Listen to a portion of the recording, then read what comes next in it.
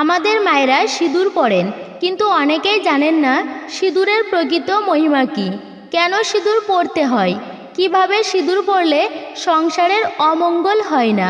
শুধুমাত্র মায়েরা নন, স্বামীরাও জানেন না স্ত্রীর কেন সিঁদুর পরতে হয়।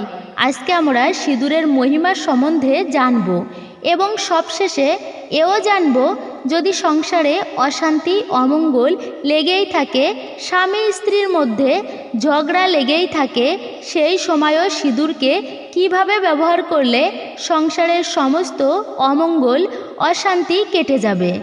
তাই এই ভিডিওটি শেষ পর্যন্ত দেখে সিঁদুরের মহিমা সম্বন্ধে জেনে নিন, জীবনে অনেক উপকারে আসবে।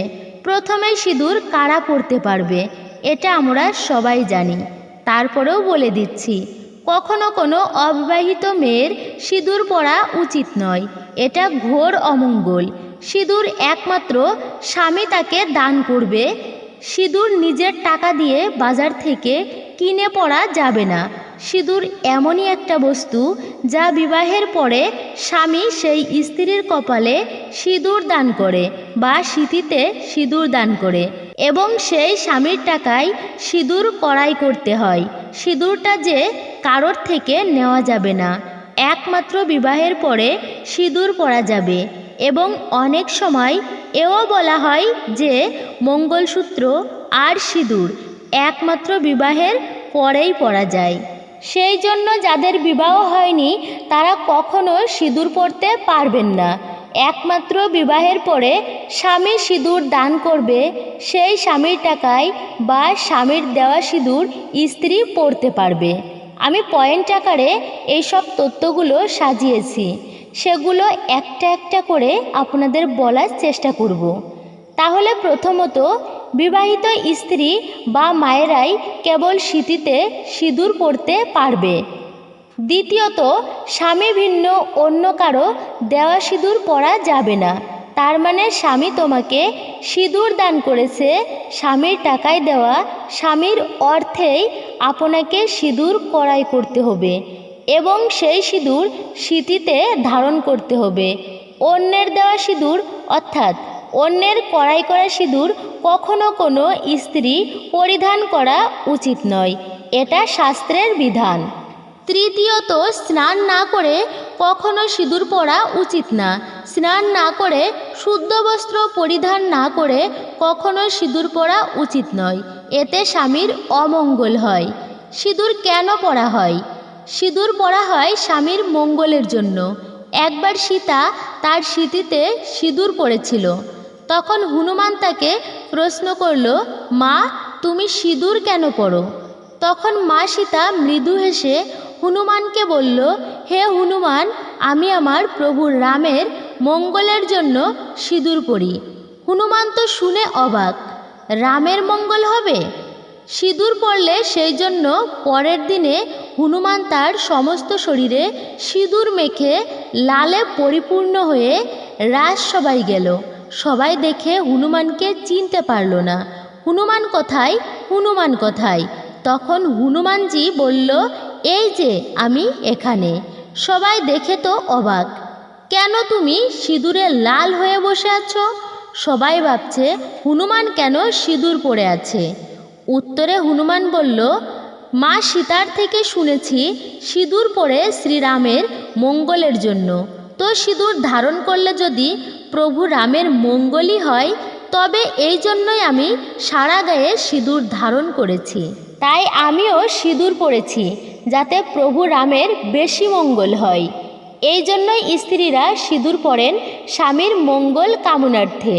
এরপরে সেই সিঁদুর স্নান না করে, শুদ্ধ বস্ত্র পরিধান না করে কখনোই সিঁদুর পরা উচিত নয়।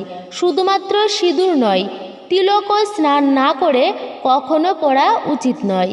তবে আপনি কোথাও যাচ্ছেন, অতি ব্যস্ত আছেন, স্নান করতে পারেননি, তখন আপনি সিঁদুর পরে যেতে পারেন। এটা কখনো কখনো দোষণীয় নয় কার্যক্ষেত্রে। এরপরে 4 নম্বর বিষয়টা ভীষণ গুরুত্বপূর্ণ, এটা অবশ্যই মনে রাখবেন। সিঁদুর যদি কখনো মাটিতে পড়ে যায় তখন কি করতে হয়? চতুর্থ, সিঁদুর মাটিতে পড়াকে অমঙ্গল বলা হয়েছে শাস্ত্রে। তাই সিঁদুর যদি কখনো মাটিতে পড়ে যায় তখন সেই সিঁদুরের উপরে অর্থাৎ মাটিতে পড়া সিঁদুরের উপরে কয়েক ফোঁটা সরিষার তেল দেবেন। সরিষার তেল দেওয়ার পরে সেটাকে একটা কাপড় দিয়ে মুছে তারপর সেই কাপড়টাকে কোনো বৃক্ষের নিচেই রেখে আসবেন। তাই লক্ষ্য রাখবেন যে সিঁদুর কখনো যেন মাটিতে না পড়ে, এটাকে অমঙ্গল বলা হয়েছে শাস্ত্রে। পঞ্চম, কোনো বিধবা মহিলা বা বিধবা মায়েদের সামনে কখনো সিঁদুর পরতে নেই। কেন সিঁদুর তাদের সামনে পরতে নেই সেই সম্বন্ধে শাস্ত্রে বলা হয়েছে, তুমি যদি কোনো কাজ করো আর সেই কাজের দ্বারা অপর একজন ব্যক্তি মনে মনে হলেও কষ্ট পাচ্ছে, তাহলে সেটাও তোমার পাপ বা অপরাধ হবে। সেই জন্য লক্ষ্য রাখতে হবে কোনো বিধবা মহিলার সামনে সিঁদুর পরা যাবে না। কেন পরা যাবে না? কেননা সে তখন মনে মনে কষ্ট পায় যে আমার তো স্বামী নেই, যদি থাকতো তাহলে আমিও সিঁদুর ধারণ করতে পারতাম। সেই জন্য সে কষ্ট যাতে না পায়, তাই তার কষ্ট পাওয়া মানেই আপনারও অমঙ্গল। সেই জন্য লক্ষ্য রাখতে হবে যেন কোনো বিধবা মহিলার সামনে সিঁদুর পরা না হয়, এটা স্বামীর অমঙ্গল হয়। সে আসার আগে অথবা যাওয়ার পরে সিঁদুর পরতে হয়, সেই জন্য এটা খুবই গুরুত্বপূর্ণ। বিধবা মহিলারা সামনে থাকাকালীন কখনো সিঁদুর পরতে নেই। এরপরে দশমীর দিনে মা দুর্গাকে যে সিঁদুর পরানো হয় বা মায়ের চরণে যে সিঁদুর দান করা হয়, সেই সিঁদুর সবার সিঁথিতে দান করা যেতে পারে। মানে মায়ের চরণে অথবা দুর্গা মায়ের সিঁথিতে দেওয়া সিঁদুর সবার সিঁথিতে দেওয়া যেতে পারে, তবে শুধু সিঁথিতেই নয়, এটা শাখাতেও দেওয়া যাবে, এটা মঙ্গলজনক। শুধু তাই নয়, মাকে দান করা সিঁদুর আপনি বাড়িতে এনে নিজের সিঁদুরের সাথে মিশিয়ে সেটাকে কপালে বা সিঁথিতে ধারণ করতে পারেন বা ধারণ করতে হয়, এটা সব থেকে মঙ্গলময়।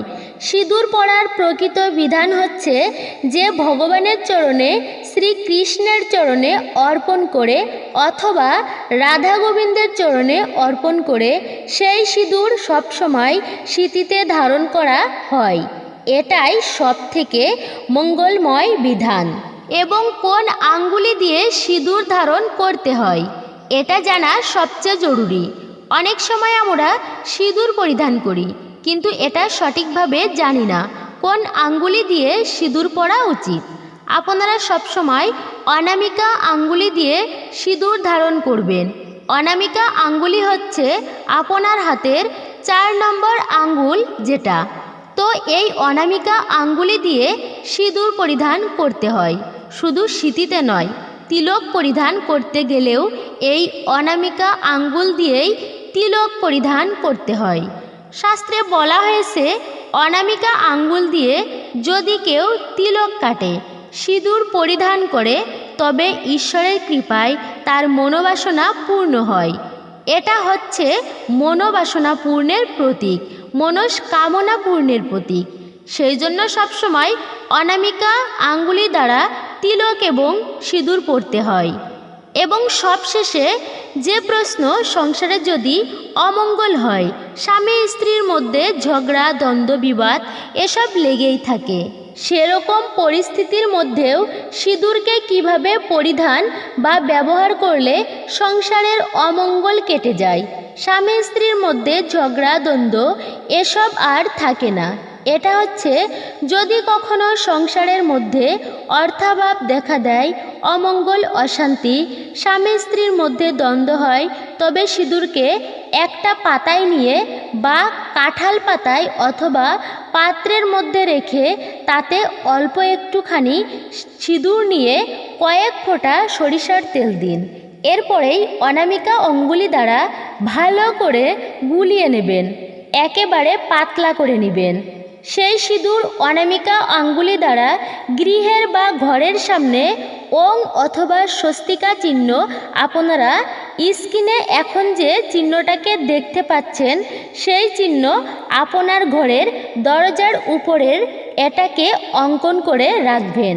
যখন ঘরে প্রবেশ করবেন অথবা বাহির হবেন সেটা যেন মাথার উপরের দিকে থাকে। এটা খুবই শুভ এবং সংসারের সমস্ত অমঙ্গল অশান্তি কেটে যায়। খুবই ভালো কার্যকরী একটা টোটকা বলা চলে। শুধু টোটকা নয়, ভগবানের নাম ওম অথবা স্বস্তিকা চিহ্ন গৃহে থাকা খুবই শুভ এবং সর্বমঙ্গলময় বলা হয়েছে শাস্ত্রে। তাও এই চিহ্নটা সিঁদুর দ্বারা অঙ্কন করা অবশ্যই উচিত। তো সেই জন্যই সংসারে যদি অমঙ্গল হয় সিঁদুর এভাবেই পরিধান করতে হয় এবং সবসময় সিঁদুর পরবেন। ভগবান শ্রীকৃষ্ণের চরণে প্রথমেই সেই সিঁদুরকে অর্পণ করে নেবেন এবং সেই সিঁদুর কৌটার মধ্যে রেখে প্রতিদিন সিঁথিতে ধারণ করতে হয়, তবে স্বামীর প্রকৃত মঙ্গল হয়। আমরা সিঁথিতে সিঁদুর পরি কিন্তু জানি না ভগবানের চরণে প্রথমে অর্পণ করে দিতে হয়, অথবা রাধারানীর চরণে, আর তা না হলে মা কালীর চরণেও সিঁদুর অর্পণ করতে পারেন। এমনিতেই এটাতে বিশেষ কৃপা, তারপরেও স্বামী সর্বমঙ্গল। তো সেই জন্যই প্রথমত যাদের বিবাহ হয়নি তারা সিঁদুর পরিধান করবেন না। দ্বিতীয়ত কখনো স্নান না করে সিঁদুর পরা যাবে না। এটি খেয়াল রাখবেন যেন কখনো মাটিতে সিঁদুর না পড়ে। সিঁদুর পরার প্রকৃত অর্থ হচ্ছে স্বামীর মঙ্গলের জন্য স্ত্রী সিঁদুর পরিধান করে। লক্ষ্য রাখবেন যেন কোনো বিধবা মহিলার সামনে সিঁদুর পরিধান না করেন। এবং সব থেকে গুরুত্বপূর্ণ যে বিষয়টা হলো সবসময় ভগবানের চরণে অথবা রাধারানীর চরণে, তো তা না হলে অন্ততপক্ষে মা কালীর চরণে সিঁদুরকে অর্পণ করে তারপরে সেই সিঁদুর পরিধান করতে হয়। এই সিঁদুর অবশ্যই কৌটাতে রাখবেন এবং অনামিকা আঙ্গুল দিয়ে সবসময় সিঁদুর পরিধান করবেন। আর সংসারে যদি অমঙ্গল থাকে, অশান্তি লেগে থাকে, সেই অমঙ্গল কাটানোর জন্য গৃহের উপরে সামনের দিকে চৌকাঠের উপরে বা দরজার উপরে আপনি ওম অথবা স্বস্তিকা চিহ্ন অঙ্কন করে রাখবেন। আশা করি আপনাদের ভালো লেগেছে সিঁদুর সম্বন্ধে এই তথ্যগুলি জেনে। আমাদের চ্যানেলে যদি আপনি নতুন এসে থাকেন অবশ্যই এই চ্যানেলটিকে সাবস্ক্রাইব করে পাশের নোটিফিকেশন বেল আইকনটি অন করে দিন। লাইক, কমেন্ট, শেয়ার করতে ভুলবেন না। ঈশ্বরের কৃপায় আবারও নতুন ভিডিও নিয়ে আপনাদের সাথে দেখা হবে, কথা হবে। ভালো থাকবেন, সুস্থ থাকবেন। হরে কৃষ্ণ।